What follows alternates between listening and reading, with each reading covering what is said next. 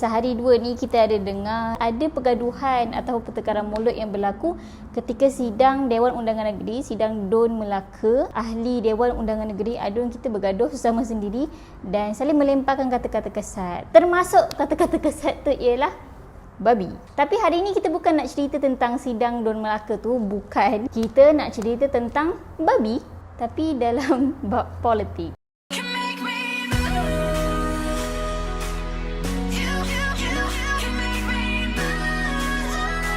Antara perkara yang melibatkan babi dan sangat signifikan dalam politik ialah satu novel ataupun satu karya satira ditulis oleh George Orwell pada tahun 1987 dulu. Jadi novel ni tajuknya ialah Animal Farm ataupun Politik Kandang. Apa kisah Animal Farm ni? Ada satu ladang dimiliki oleh seorang lelaki, seorang manusia. Dalam ladang tu ada haiwan-haiwan. Satu hari seekor babi tua dipanggil Major. Major ni panggil semua ahli ataupun semua binatang, cakap pada diorang betapa mereka ni dah dizalimi oleh tuan ladang tu. Apa yang berlaku dalam perhimpunan tu ialah dia mengasak ataupun mempersoalkan balik, adakah macam ni kehidupan yang sepatutnya dilalui mereka pada binatang dalam ladang tu, dijadikan sebagai alatan bekerja untuk manusia semata-mata untuk mengisi ketamakan manusia. Jadi itulah antara persoalannya. Tapi satu hari Major ni mati dan tinggallah babi-babi lain. Yang paling signifikan ada dua watak selain daripada babi tua nama Major ni lah. Seekor Snowball, seekor lagi Napoleon. Tak berapa lama lepas tu Snowballs ni membuat pemberontakan, halau tuan punya ladang. Lepas je mereka halau tuan ladang tu, mereka decide peraturan-peraturan lah dalam ladang tu. Binatang tak boleh minum arak, binatang tak boleh tidur atas katil. Basically tak boleh buat benda yang manusia buat. Tak ada siapa yang tamak, tak ada siapa yang kerah mereka untuk bekerja. Mereka saling bekerja untuk kebajikan dan kebaikan masing-masing lah, berkongsi sama-sama. Tak lama lepas tu, ingatkan lepas dah tak ada manusia, boleh aman lah.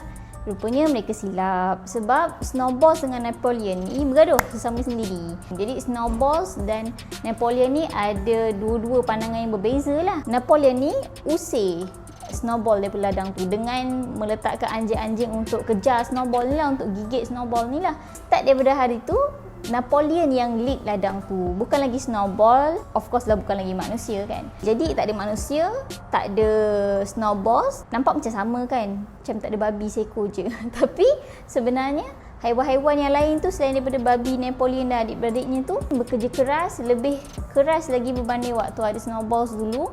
Sebab Napoleon kerah mereka lah. Dan Napoleon ni memang naik kepala. Benda-benda yang dalam peraturan, dalam rukun mereka tak boleh buat, tapi Napoleon buat juga. Napoleon nak juga jadi manusia. Napoleon tidur dalam rumah, Napoleon duduk dalam katil, minum wine. Semua ni berlaku dalam keadaan asalnya mereka nak usir pemilik ladang. Lepas tu ingatkan bolehlah hidup aman damai di bawah pimpinan Snowballs. Tiba-tiba ada babi seekor lagi ni, Napoleon halau Snowballs ni, dia takbir dan lepas tu haiwan makin kuat bekerja, ada yang lemah, ada yang mati. Inilah kisah tentang babi-babi dalam dunia politik. Kita ada 3 karakter babi.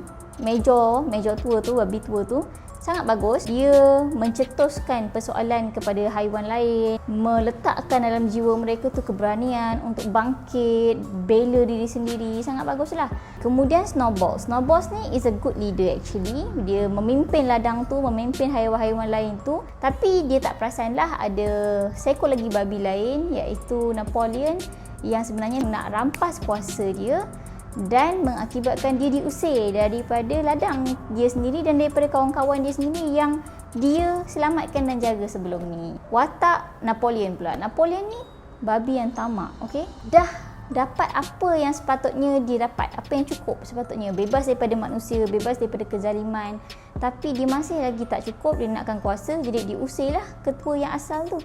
Kalau Napoleon ni memimpin lebih baik daripada Snowballs, is actually okay, tapi tak baik pun. Dia mula untuk menindas lebih kuat lagi kawan-kawan haiwan dia, dan kemudiannya dia yang langgar peraturan tu, dia yang cuba untuk menjadi manusia yang asalnya dia benci. Jadi benda ni contradict to each other, dan ini satu contoh sikap politician yang tak elok lah. Dia buang orang yang dia tak suka, tapi lepas tu dia jadi orang yang dia tak suka tu. Macam gitu. Orwell tulis cerita ni, dia ada kaitan dengan apa yang berlaku di Russia pada tahun 1980-an. Animal Farm ni ialah satu satira politik. Dia macam mengejek keadaan semasa politik tu. Kita semua manusia kan, tapi ada manusia yang baik, ada manusia yang boleh memimpin, dan ada manusia yang tamak. Napoleon tu memang babi-babi lah macam gitu.